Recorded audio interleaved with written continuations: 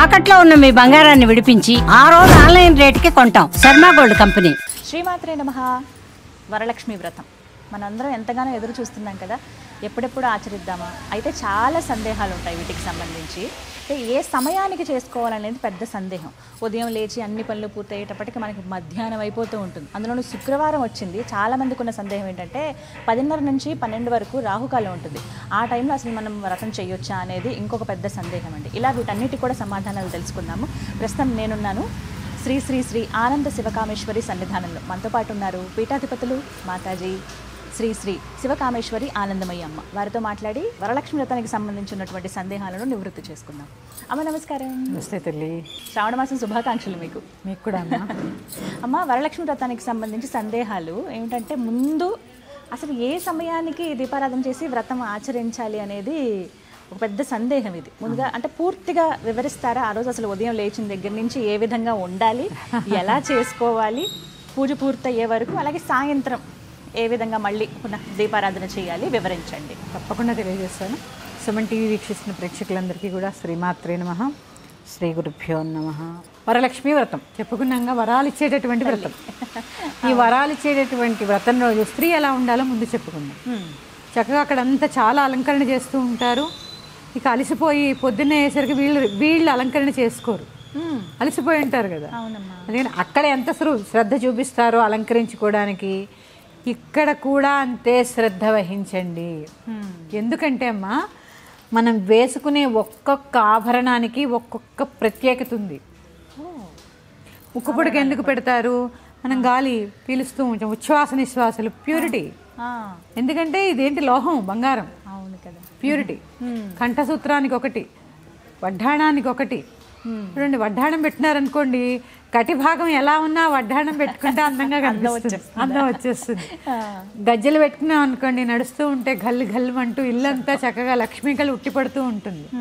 గాజులు వేసుకుంటూ ఉంటే ఈ చప్పుడికి ఆ శబ్దం వింటే ఒక ఆనందం, ఒకటి రక్త ప్రసరణ వీలాగా తగలడం వల్ల రక్త ప్రసరణ బాగా జరుగుతూ ఉంటుంది. అంటే మనకు ఊరికే పెట్టలేదమ్మా ఆభరణాలు. స్త్రీ యొక్క ఆరోగ్యం ఎంత ముఖ్యమో అప్పుడే గమనించారు వాళ్ళు.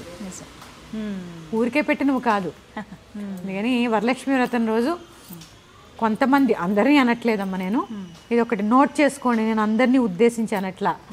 బీరువాలో ఉన్న మంగళసూత్రాన్ని మెళ్ళో వేసుకుని, కాళ్ళకి పసుపు రాసుకుని, కుదిరితే పట్టీలు పెట్టుకుని, చేతుల నిండా గాజులు ధరించి, నుదుటిన కుంకుమ ధారణ చేయండి. కుంకుమ పెట్టుకో, స్టిక్కర్లు కాకుండా కుంకుమ ధారణ చేయండి. ఉన్న నగలు ఏవో ఒకటి, ఎంతో కొంత ఉంటాయిగా, ఏమీ లేకపోతే ఇప్పుడు అన్నీ కొనుక్కుంటున్నాం ఆర్టిఫిషియల్గా, ఏదో ఒకటి ధరించండి. చక్కగా లక్ష్మీదేవిలా ఉండండి. జుట్టు విరబోయకండి, జడ వేసుకోండి, పువ్వులు పెట్టుకోండి. ముందు మీరు లక్ష్మీదేవిలా ఉండి లక్ష్మీదేవి పూజ చేయండి. ఎందుకంటే నేను ఒక పాత ఎపిసోడ్లో కూడా చెప్పాను ఒకసారి, నా రుద్ర మార్చేత్, రుద్రుడి కింద మారి తప్ప రుద్రాభిషేకం చేయలేవు. నువ్వు లక్ష్మీదేవి కింద మారి తప్ప లక్ష్మీ పూజ చేయడానికి లేదు. అంతే, ముందు సిద్ధం అవ్వాలి. అందుకని జడ కూడా వేసుకోవాలమ్మా. చాలా మంది తల కూడా దూకోరు, ఆ పనులు పాపం ఖాళీ ఉండదు. ఒక్క 5 నిమిషాలు కేటాయించుకోండి. ఉన్న దాంట్లో మంచి చీర కట్టుకోండి. చిరిగిన వస్త్రాలు మాత్రం ధరించకండి. చిరిగిన వస్త్రాలు ధరించకండి. కుట్టినవి చేత్తో అంటే చిరిగిపోతే కుట్టారు కొంతమంది.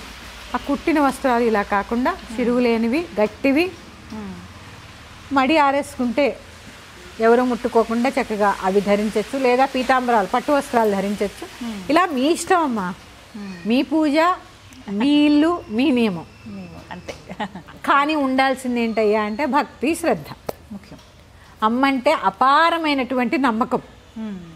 ఇది చేస్తే ఏమొస్తుందో అనే శంకతో కాకుండా, అలా చేయకూడదు అసలు కదమ్మా కదా, శంకతో కాకుండా అపారమైన నమ్మకంతో చక్కగా ఏదైనా పూజా విధానాన్ని ఆచరించండి. ఇక సమయం, బ్రాహ్మీ ముహూర్తంలో చూస్తే ఏ ముహూర్తం అక్కర్లా, అంత పొద్దున్నే చాలా విశేషం, చాలా చాలా విశేషం. ఇక కుదరని పక్షంలో మనకి రోజు 24 గంటల్లో హోరాకాలము, లగ్నాకాలం అని ఉంటుంది. ఈ లగ్నాకాలంలో సింహలగ్నం ఉంటుంది. శుక్రవారం రోజు ఉదయం 6:30 నుండి 8:44 వరకు ఎప్పటి వరకు ఉంది. అమ్మవారికి ఇష్టమైన లగ్నం. అప్పుడు చేయాలంటారు. అప్పుడు ఆ సమయంలో పూజ పూర్తి చేసుకోవడానికి వీలు కుదుర్చుకోండి. మరి నివేదనలు అవ్వవండి, ఏం చేయాలి? తొందరగా అంటే కష్టం కదమ్మా. ముందు పూజ చేసుకుని పళ్ళు కొబ్బరికాయ నివేదన చేసేయండి. దీపారాధన వెలిగేలా చూసుకోండి. చక్కగా తర్వాత ఒక స్తోత్రము, ఒక లలితా సహస్రనామ పారాయణ చదువుకుంటూ, లేదా మీకు రాదు నోటికి, ఫోన్లు ఉన్నాయిగా మన దగ్గర, అందులో ఆన్ చేసి పెట్టుకుని చక్కగా అది వింటూ ప్రసాదాన్ని తయారు చేయండి. అలే వెసులుబాటుగా చెప్పేశారు. అంతే చేసుకొని చక్కగా అమ్మవారికి నివేదన చేసుకుని ఇంటిల్లిపాది కలిపి భుజించండి. ఎందుకంటే అమ్మవారికి సఖ్యంగా ఉండడం అంటే చాలా ఇష్టం. ఆ రోజు వరకైనా మా ఆయన ఇది కొనలేదు, మా ఆయన అది కొనలేదు అని ఏడవకుండా మనసుని తృప్తిగా ఉంచుకోండి. ఏం అక్కర్లేదమ్మా, ఒక చిన్న అరమూర పువ్వులు కొనుక్కున్నా సంతోషపడేలా మనం ఉండాలి. ఎందుకంటే మన దగ్గర ఏది ఉంటే అదే తృప్తి కదా. నిజమేగా, అంతే. నన్ను అంటారు, అమ్మో ఈవిడేగా అన్నీ ఉన్నాయి కాబట్టి ఇలా కబుర్లు చెప్తోందని. నేను ఎంత ఉంటే అంతలోనే తృప్తిగా ఉండడం నాకు ఆవిడ నేర్పింది. అది కూడా అమ్మాయి నేర్పిస్తుంది. అందుకని నా దగ్గర ఇంత ఉన్నా నేను చాలా ఆనందంగా ఉంటాను. అందుకని మన దగ్గర ఏది ఉంటే దానితోటే 8:45 ఆ టైం లోపు పూర్తి చేసి అయిపోవాలమ్మా. అయిపోవాలి, అప్పటికి అయిపోవాలి. ఈ నామం చేస్తూ ప్రసాదం చేసుకోవాలి. చక్కగా ఉన్న దాంట్లో తృప్తిగా అందరూ భోంచేయాలి. పండగ అంటే ఏంటమ్మా, ఉల్లాసంగా ఉత్సాహంగా గడిపేది. ఇందులో ఒకటి ఉంటుందమ్మా, వరలక్ష్మి వ్రతం అంటే స్త్రీలకేనా? అవును, వాళ్ళు మాత్రమే కూర్చుని చేస్తారు. అంటే మగవాళ్ళకి డబ్బులు అక్కర్లేదని అర్థమా? అంటే అదే లక్ష్మీదేవి ఎవరు? డబ్బులు కావాలి, ధనాన్ని ఇచ్చే దేవత. మరి లక్ష్మీదేవి ధనం ఇచ్చే దేవత అన్నప్పుడు మగవారికి అవసరం లేదా?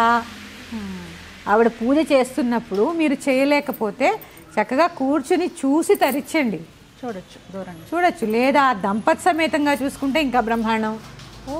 చేసుకోవచ్చు. ఏ వ్రతం? అయ్యో, ధర్మేచ అర్థేచ కామేచ నాతిచ రామి. వరలక్ష్మి వ్రతం అంటే ఒక్క ఆడవాళ్ళకే కాదమ్మా, లక్ష్మీదేవి అందరికీ అవసరమే. ఇంకా దంపతి సమేతంగా చేసుకుంటే ఇంకా సంతోషం. స్త్రీలు పూజకి ఉపక్రమించే ముందు భర్త కాళ్ళకి నమస్కారం చేసి ఆశీర్వాదం తీసుకునే కూర్చోవాలి. ఆయన లేకపోతే, ఆయన మనకి తాళి కట్టకపోతే ఈ అర్హత ఎక్కడి నుంచి వచ్చేది? అందుకని నమస్కారం చేసుకోండి. చక్కగా వీలైనంతలో చక్కటి ప్రసాదాలు వండుకుని ఆ రోజు వాదులాట లేకుండా పాలవాడితో కానీ, పేపర్ వాడితో కానీ, పూలవాడితో కానీ, పక్కింటి వాళ్ళతో కానీ, ఇంట్లో వాళ్ళతో కానీ, చుట్టాలతో కానీ, కలకంటి కంట కన్నీరు ఒలికిన అని చెప్పి ఒకటి ఉంది.